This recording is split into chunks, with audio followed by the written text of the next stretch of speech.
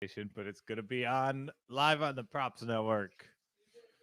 When you see yourself, you got to be yourself. Hello, I'm Joe Walkowski. I am a professional gambler. It's a beautiful Saturday in Brooklyn, New York, and I am coming to you with the Professional Gamblers NBA picks right here on the Props Network. Where's that sign? It's hard. Am I spatially dyslexic? I get that when I try and point things out on the screen.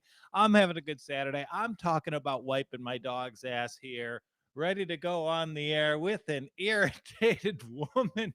She does not like when I broadcast on her days off, but it is a bittersweet day. You might notice I'm in a different Kangol. They sold me a Kangol that's only designed to be worn front ways. You tricked me into looking like Christian Bale in Newsies with Christian Bale's body from American Psycho. I don't appreciate that.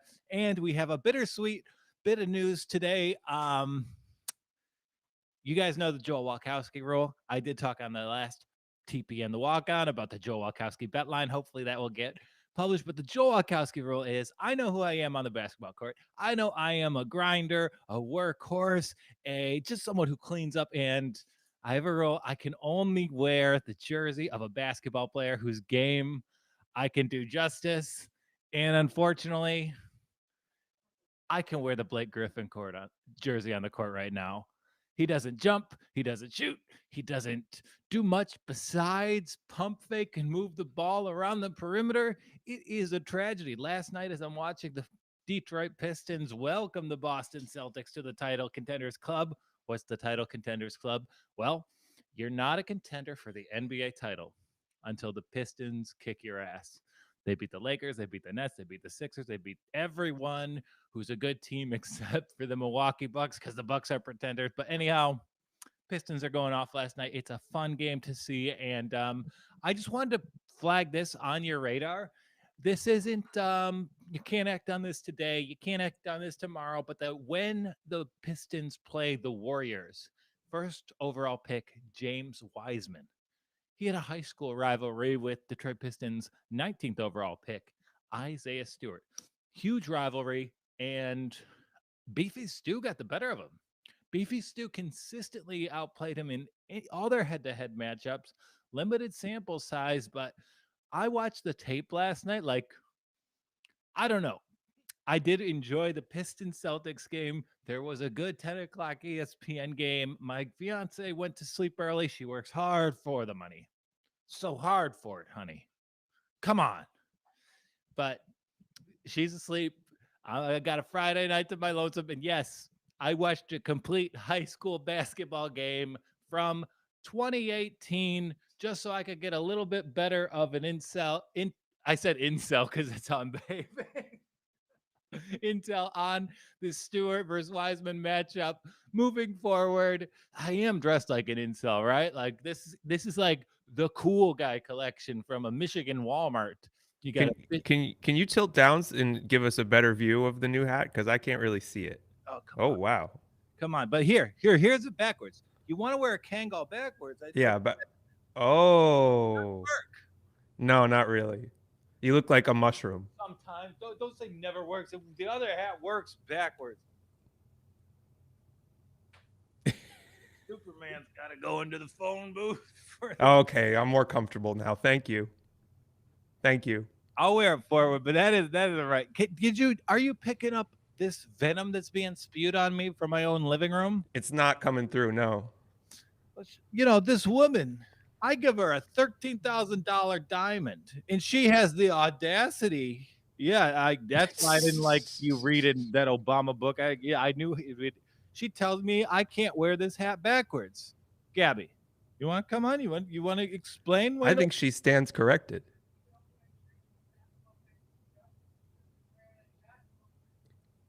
Oh, What'd she say? she said if you're only wearing jerseys of players whose games you can do justice, you shouldn't wear any basketball jerseys.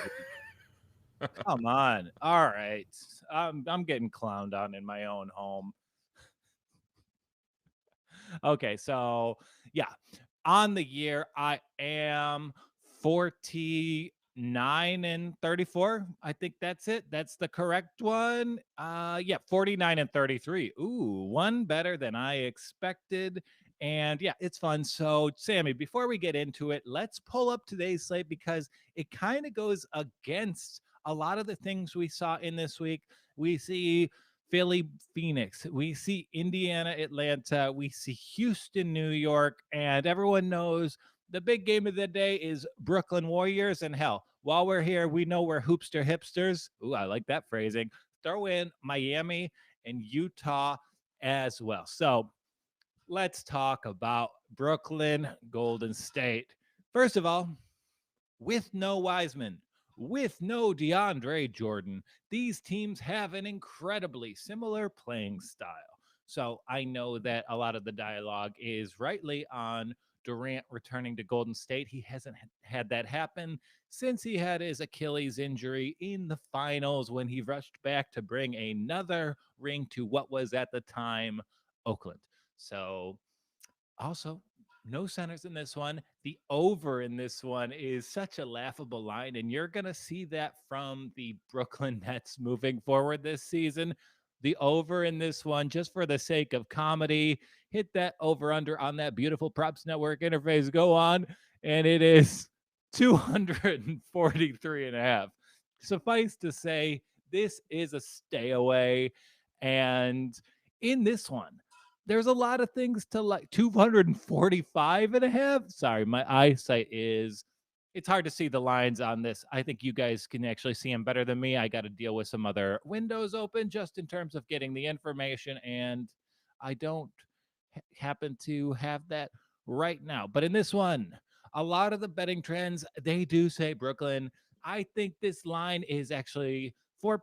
I think it's 4 right now. I think that's a very good line for this one. I kind of think the Nets are going to pull away in the end. They're going to kind of get it in the free throws because this is just going to be a wide open game. Is as I read my scouting reports, Kyrie Irving is trying to go by Kai now, and as someone who is prepping these games, it is so confusing to go through all my reports, see Kai in the quotes, and I'm just reading that, going like, "Oh, does Hachimura, does he have a brother?" So you see that money is actually moving on to the Nets right now, and this is a game I really wanted to bet. And I think the way I want to bet this is make it my pros big pick of the night. And I'm going to turn this game with Warriors against my Nets. I'm going to tease the Warriors and the Heat against Utah. I think these teams are sort of playing their mirror images. You're having two perimeter scoring like focused teams, and then you're going to have two gritty teams. So I'll take I'll maybe put a little bit on the Warriors money line here just because I think the line should be a little bit closer, but I do think the real value here is teasing Golden State and Miami. So you get Golden State to 8.5 in this one in a 4-point tease. And let's pull up that Miami Utah line so we can see that kind of value in action. All right. So we see that Miami, they opened at +4. They've moved to +6, and Utah's on a back to back. Miami's been playing so much better this week, and the strengths of these rosters, they align. What do we talk about when we talk about Utah? We say we love the rim protection, we love Conley and Williams, we love all these shooters, but a ball dominant forward who can control the game does kind of appear to me to be their kryptonite.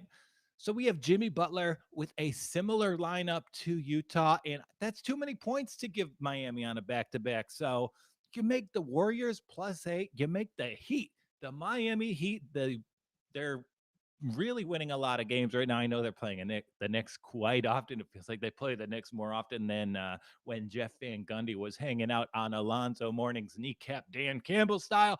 But in this one, you get 4 points on each of them. The Miami Heat are going to keep it a 10-point game. The Jazz played last night. The Jazz had a tougher game than. No, they didn't. No, they didn't. They smacked down Milwaukee. And who was able to figure out Milwaukee? Who had a playing style that also trounced Milwaukee? The Miami Heat last year. So that tells me these two styles, these two methods of team building, they're very close together. And that's similar in both Brooklyn, Golden State, and that's similar in Miami, Utah. So the pros big pick today, I'm teasing the underdogs in these two marquee matchups. I mean, I have a little bit of work today. I know that if I get through it, I am going to hang out, watch a shitload of these, and have a good time doing it. I won't be able to really get to the hoops action until like 8:39, and so yeah, that tease is my game. So let's talk a little earlier. There's a really fun matchup, maybe the most enjoyable matchup I see on the slate, and it's Phoenix Philadelphia, the Mikal Bridges battle. Mikal Bridges, he was picked by Philadelphia. They stupidly didn't hang on to him, and now he's the fourth best player on the third best team in the Western Conference. So let's pull up these lines on Sixers at Suns. No, so the Sixers, they had a bad loss against Portland the other night. They, I don't know. I think Portland just played better because they were in those awesome brown jerseys. They were stunning. So you see this game, it's a pick. So in this game, what do these rosters look like? Well, you got Embiid matching up with Ayton. DeAndre Ayton, not only is he an NBA All-Star, he's a NBA player who always looks like they're about to cry All-Star. And I only have two guys on that list, and it's JaMychal Green and DeAndre Ayton. Both of them always look like they're about to tear up. Like you watch them in the game, and it's just that's just their game face. Nobody has a flattering game face, and it just seems like they're watching days of their lives out there. But in this one, tough to match up. I love the center matchup. I think you're going to see an extremely motivated Embiid. We know Joel's petty, so let's pound those Embiid player props. We've been printing money on the 8 and overs, but let's stay away from those today because we know there's the pettiest superstar since the lead singer of Van Halen was making roadies pick out every M&M but the green ones from his backstage mix. So we're talking about riders, and we're going to ride the Sixers today. I know there's Chris Paul. I know there's Devin Booker, but I think the Embiid, Ayton, and the Simmons, Mikal Bridges matchups are awesome. If the NBA gave me an option to, hey, Joe, do you want to watch this whole game? Do you want to watch these 12-man rosters go at it by the rotations of their coaches?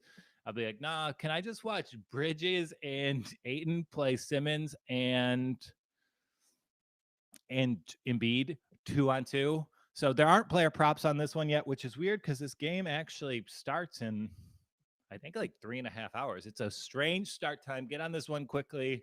That being said, I like the Embiid over.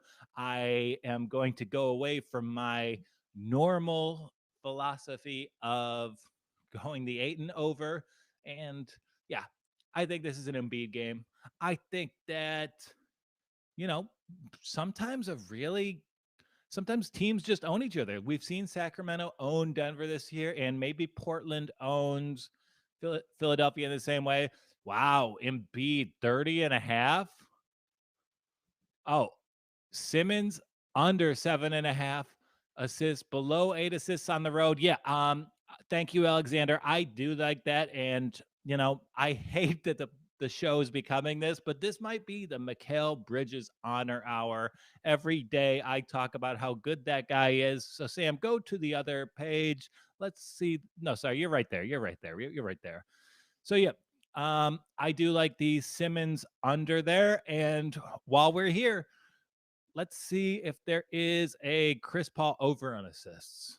Is that one happening, or is he maybe have a little appearance on the injured list? I know that with a lot of things going on, they might have it. So I got to find the status of Chris Paul. But regardless of who's playing, I think this is a Sixers game right here. I don't love it because of the matchups being as similar in terms of rosters, because it's just like big man, swing forward, good guard play with shooters heavy. Like maybe the Suns are a little bit more talented in terms of their guards, but I also think Philly's a little better in terms of head coaching, team management, and their bench is just a little bit more offensive than Phoenix is. Like Phoenix, they're kind of cultivating these young, switchable swingmen who can penetrate, shoot threes, and they're switching pretty well on defense. So I think this is very even. I think all these matchups tonight are very even. That's why I like the tees, and that's why in this one I'll go and beat over points. I'll go Simmons under assists, and yeah, I'll probably take the under in this one as well. The rules are in effect. What are our rules on the show? We don't bet on the Knicks. And rule number 2, we always take the Suns under.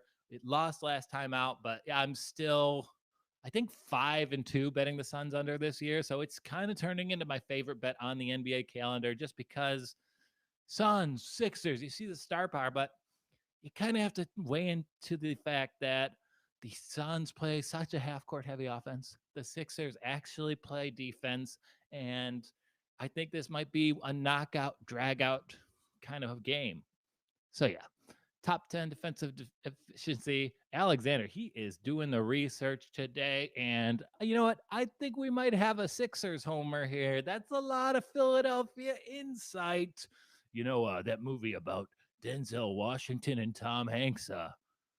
The lesions they used in those were actually melted Twizzlers. That one's just for me. That movie has a great lighting and sound, by the way. The sound cue when Tom Hanks is in his apartment, the lights go on, the music hits. I was at USC's film program. We studied that scene in 2 different courses. So shout outs to that. Definitely not a Sixers fan. Who you a fan of, Alexander? Who's your squad? I guarantee you they're better, but less likable than my Detroit basketball. I love that team. The worst team in the NBA is the most fun team to watch.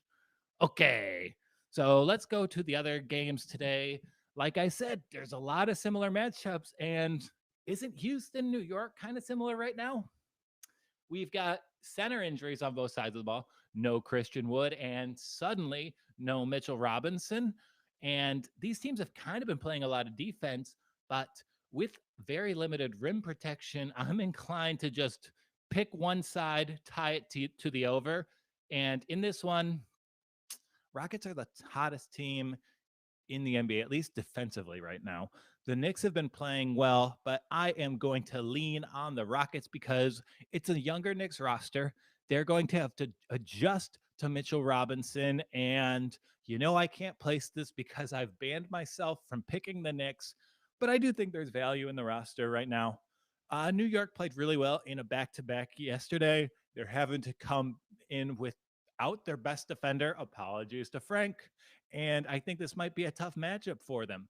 Houston's been pretty good. I think they might just be a little bit have more spring in their step. I think New York might struggle for one game to figure out the Mitchell Robinson absence. I know there's other big men, but he's athletic. There's high effort. He's a lob guy on offense, and just that kind of type of player. Like, you're not going to see it in the stat sheet, but he can actually lift the production of your entire basketball team in a multitude of ways.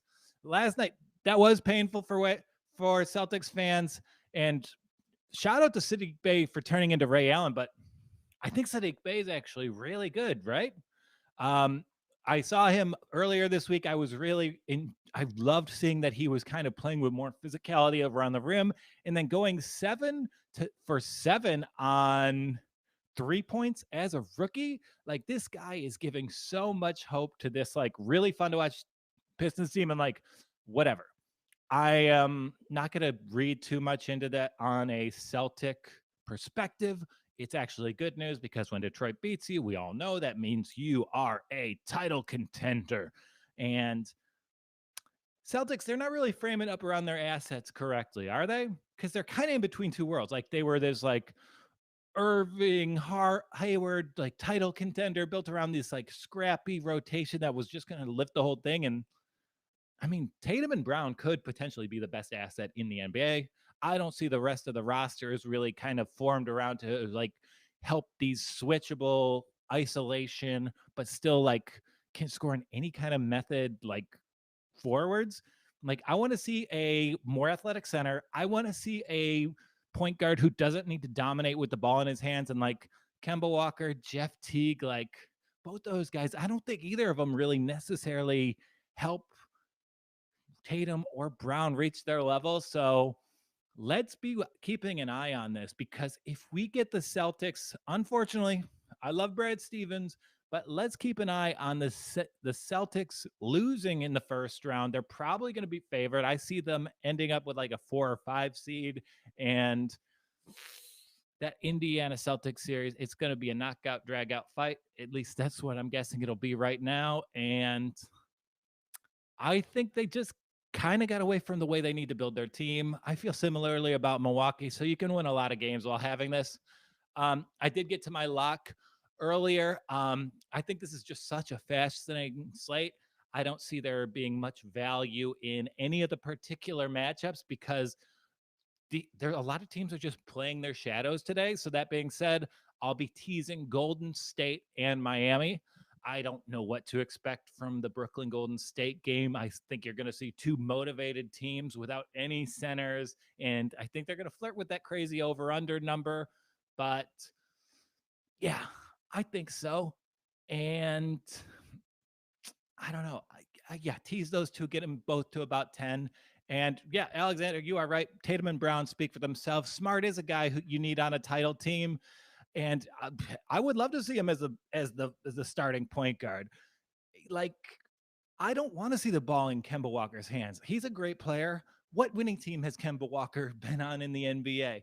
You can't initiate an offense while your point guard is just trying to get their own looks, especially when there's so many long twos. And bless Tice. It's actually pretty interesting. The Props Network's Donnie Sengstack is in a Masters of Data Science program at Vanderbilt, and the head of analytics for Boston came in. Donnie, he asked me, Joel, we call him Michael Buffer because he's always seems like he's buffering. He asked me, do you have any questions you want me to ask the Celtics analytics guy? And like, knowing Tice, knowing where he came from, knowing how he contributes, but it, like, guys who don't show up production wise on a stat sheet, I wanted to know how Boston found him. And they were actually like tracking his player movement on the court. They have metrics about how active he is in terms of just being a young athletic center who does a lot of different things. And yeah, that's great. He'd be an awesome backup center. If he was your Aaron Baines, I would love him in this role. But if you're in a NBA where suddenly centers matter again, I don't know that Tristan Thompson or Daniel Tice are going to cut it for you. Wouldn't it be nice to see the Celtics take a flyer on one of these big men who we might see on the trade market soon? Andre Drummond, I've been wanting to see him on this team in a while. Clint Capella could do the same thing. Centers are cheap. I do think the Celtics need to address that if they're going to move forward going into the playoffs. And do we have any other games? I think we got one more I want to talk about. I think we might have gone through all of them. There's a more boring matchup that I wanted to give some love to. Oh, Pacers at Atlanta. I'm 1.5. I know Atlanta's playing pretty well. The Pacers will bounce back at some point in time. Yeah, I mean, Vucevic would be good for the Celtics, but the Celtics, what assets do they have to give up in a trade? Like, Tatum and Brown are untouchable. I guess there is an offer you can build around, like Romeo Langford, Carson Edwards, and I don't know. It's just those young, what movable contracts are on Boston. It's either rookie scale or it's people like Kemba, Brown, Tatum, who warrant their $20 to $25 million price tag. I don't see many flippable contracts. So I think Boston, they might have to be a bargain or a buyout market for them to really get the pieces they need. Yeah. And then, like, how can the Magic even do any moves? Like, if you're the Magic, aren't you just cursed? Aren't you like, oh, if this team had Jonathan Isaac, we would be fine. If this team had Markelle Fultz, we'll be fine. Like, everything, Orlando struggled for years to do anything correctly. They're finally doing things right, and they've just been hit by the injury bug so hard. Fluky tears, they're kind of going to affect these guys moving forward, and you just hate to see it.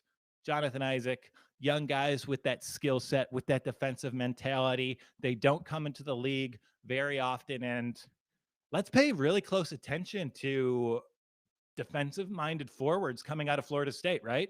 Because we saw Jonathan Isaac do it. And like, this is a tangent. This is kind of not related to any games today, but Patrick Williams, I made fun of the pick for Chicago. He's probably a first-team All-NBA defender in his rookie season. He is incredible so far. And what is he? He's an unheralded forward from Florida State who plays defense. Sam's telling me to do more college in research. That's why I watched that stupid high school game last night. I was like, yeah, well, they're not getting paid, so it's fine. But yeah, I think you're really seeing some really good Florida State defensive development. It's kind of similar to like how Iowa football is putting out all these great tight ends, except TJ Hawkinson. We all know that's fake. TJ's not actually a good player. He's just forced into a starting role by a Lions team that just wants to justify him being the 8th pick. But no college program is creating great defensive players except Florida State. Let's give the Seminoles some credit, and let's give them some credit. Not only did I have my worst bomb of my comedy career in Tallahassee, Florida, but in Florida, while I was touring, I saw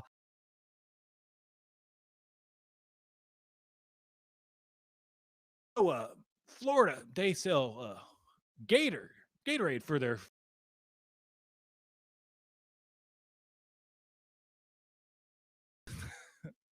4 times. Everyone in Florida is doing that joke. So let's recap the day. I like the Miami Golden State Tees. I'm going to take the under in Phoenix and Philadelphia. And then I'll be taking the Pacers against the Hawks. I know the Pacers are struggling. I know they've let me down, but +1.5 when they need to get back on track. And let's be real, I made some bullish points about the Pacers. I care about efficiency on the basketball court, and I'm kind of getting proven wrong. Like, I thought Brogdon and Sabonis were the perfect guys to scale up their production and go from like fringe all-stars to guys who belonged on that team every year, and hasn't been the case thus far against Atlanta, who's been playing pretty well. And like, they were worse than expected to start the season. I think that's because they were kind of shrewd in signing Chris Dunn and Rajon Rondo to shore up Trae Young's defense. There's been a lot of injuries to their offseason additions. I think Atlanta is a good team, but nonetheless, Indiana really needs a win right now. I'm going to take them in this one. I'm going to close my eyes, hold my breath, hope for the best. And you know what? A lot of times I see bullish things on the calendar, things that make me want to make big plays. These are great matchups. People are boxing their shadows out there. Miami, Utah, that's an insanely good game. Philadelphia and Phoenix, that's an insanely good game. Golden State and Brooklyn, insanely good game. Wonderful matchups. It's going to be a treat to watch these games tonight. And I wouldn't go both. This is a small unit Saturday. I'm playing that tease, Golden State and Miami. I'm playing that under, Phoenix and Portland and in Philadelphia on a weird start time. You know that's going to help. There's nothing fun to do in Arizona, you would think, but let's be real. Real G's go out in Scottsdale and they have a good time. Scottsdale is a party town for people with money, and a lot of people in the NBA, just between you and me, some of them are particularly well paid. Okay, so those are my picks for today. I will hang out for a few more minutes in case anyone has some questions, comments, concerns, or if they want to just give me some advice for my math exams tomorrow. I have 2 exams on Valentine's Day. That is tough for me, but what are you going to do? I scheduled them here. And as always, smash subscribe on that Props Network page. You see me using these wonderful interfaces. You see how intuitive, easy to use they are. And, I'm not just shilling for the boss man. I look at this page. I use it as I prep my daily bets. Let's look at these futures. What's a better investment right now? The LA Lakers or the blockchain stock riot? Now, I think that stock might give me a 300% return by July, but I think the Lakers plus 250 is tremendous value. I wish we had the option on the Props Network tool to just eliminate the Milwaukee Bucks from any title futures, because similar to Boston, they're not shaped around their best assets quite yet. Can we see Giannis at center? Can I see Giannis at center for one freaking time? If that guy just at the end of the games plays within 12 feet of the baskets, I don't think there is a harder to guard asset in the NBA. We're seeing bigs dominate. So instead of trying to be LeBron, why don't we try and um, do that a little bit? Like, centers are dominating the NBA. Can't we see that? Oh, Kyrie over 30 and a half points and assists. Yeah, I I love that. That's a great line. That's great value. Hi, Tilly. You want to be on the show? Okay, I'm sure you do. People are just walking by outside. Yeah, there's 30 and a half in this number. I think there's going to be so many points. I think there's, at the minimum, this guy hits 2 threes. At the minimum, this guy gets 5 assists. So 30 and a half on that figure. You love to see it. There's going to be maybe the fastest pace of play out of any NBA game this season. So, heck, you could even like bet every player over in that game and you could probably come out all right. That's just a hunch, but I think that's a good way to play it today. Anyhow, it's a fun slate. It's a great slate. It's a little bit of a dangerous gambling slate. I don't see much of an advantage. That's why I'm taking the tees. That's why I'm going unders. And I will ride with my boy Alexander. Haven't ridden with this many strangers since I quit hitchhiking. My best hitchhiking story, I was in rural Connecticut. I got picked up by an older gentleman and he asked me where I was going. I said I was seeing Cars 2. He saw Cars 2 with me. It was a great afternoon. That story's so dumb. Thank you. Good luck on my exams, and we're chilling. If I do good at these ones, you know what? It's cruise control, just like the hitchhiker taking me to Cars 2 for the rest of the semester. And yes, we did sit next to each other in the movie. I mean, he hadn't seen Cars 2, so I had to lean over and be like, "Yeah, Lightning McQueen. He's kind of a he teaches you to go at your own pace in this world, and just doing things your way is actually better than trying to do what society expects from you." In that other car, it's Paul Newman. So you can see that that car sells salad dressing. Man, there's a comedian called Brendan Air. He's got the best salad dressing joke about Paul Newman you've ever heard. All right. So we had a fun time today. I will maybe do a social video tonight. I'm going to try and actually get one of these exams out of the way tonight if I'm feeling dangerous, if I'm feeling risky. So if that happens, I will message you, Sam, and I'll try and set something up for 11:30 noon tomorrow. So, you know, I know this is my job. I like doing this. I will probably have something to say about the Sunday slate of games. So let's make that happen. Hit that subscribe, hit that like. Joel Walkowski everywhere. Props Network for life. And until tomorrow or Monday, depending on how smart I am, this is Joel Walkowski walking off.